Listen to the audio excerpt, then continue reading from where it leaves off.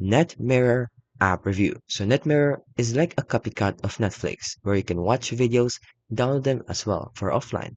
However, it comes with some legitimacy and trustworthiness. So apparently, the Cam Advisor reports that it has a very low trust score for the app, flagging it as suspicious and warning of potential illegal or unsafe behavior.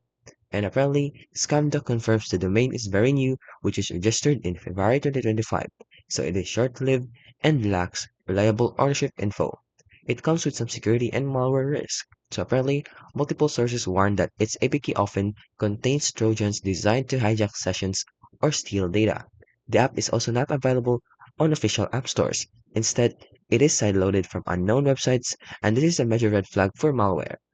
Apparently, it also has some legal concerns, where NetMirror provides free, unlicensed streaming from Netflix, Prime Video, Disney, and more, meaning it's operating in a definitely illegal gray area.